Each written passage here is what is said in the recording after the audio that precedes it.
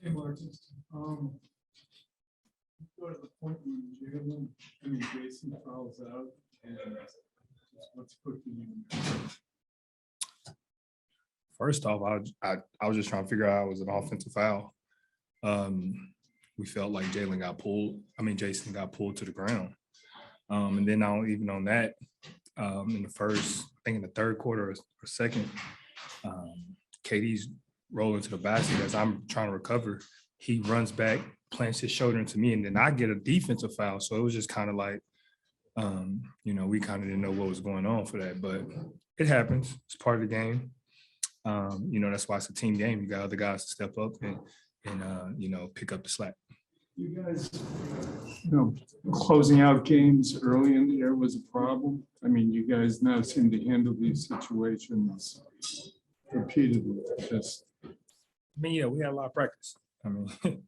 Those early games in the season really, got us ready for it. We still have work that we need to do, but we're heading in the right direction. So every game is going to teach us something new about ourselves that we're going to have to, that's going to be revealed, and we're going to have to live with it. So for us, it was, defense, continuing that, and then finishing late in the game. So, each game we played, and with those practices, we continuously got better. So, we thank for those games early on in the season, the adversity that we went to. You've been through it with Jason, obviously, for a long time. What stood out to you about the way he attacked the matchup with Durant on both sides of the ball in this series?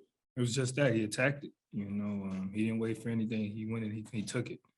And, that's what you expect from a guy like Jason, and Jalen as well. They both did. So, we're proud of both of them. They came in, they handled business, and they got our team to win. Because coming into this series, a lot of people are saying Boston made a mistake by basically choosing to play Brooklyn. Did you hear that talk at the beginning? Did it motivate you? And obviously, the sweep. Do you feel like this is kind of like a message that they sent? Yeah, we heard it. We all heard it. It's funny to us because we don't duck or dodge nobody. So, and that's part of the game. We're going to have to play them eventually. So you might as well get it out the way now. So, it does feel good. We knew what we were capable of.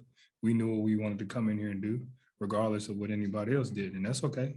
It's us versus everybody. And that's the mentality we have. And that's the mentality we're going to keep. Marcus, took a chance, double Durant, tried to get a blind side steal, left Kyrie alone for the three, with 2:31 left. But then the rest of the game, you kind of owned.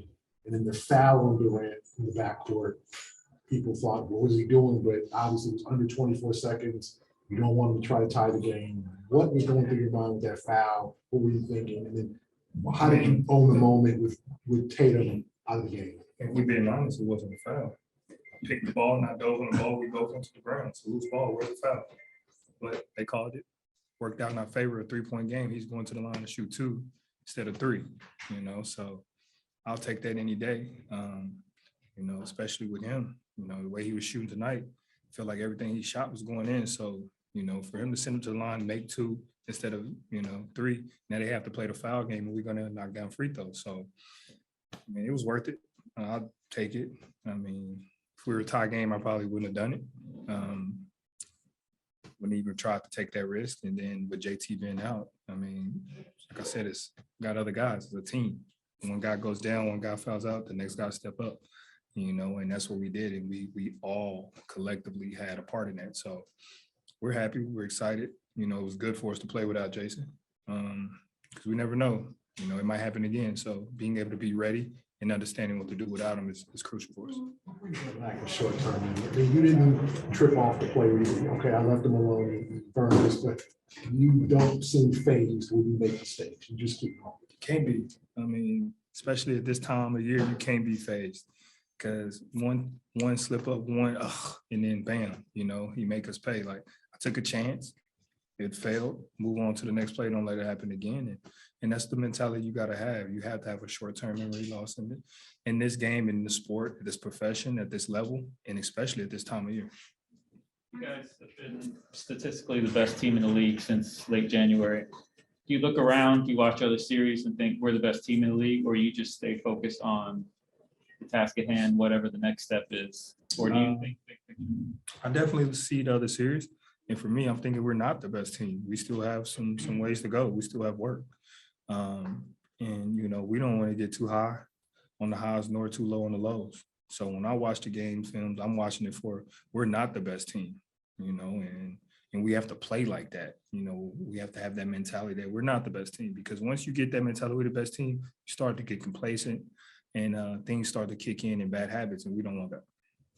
So you may really want you guys to attack their stars, make them guard. How did you do that, and what do you think the impact was on the Nets? Just Ime, man. You know, his attention to every little detail, his attention to game planning, especially as a first-year coach.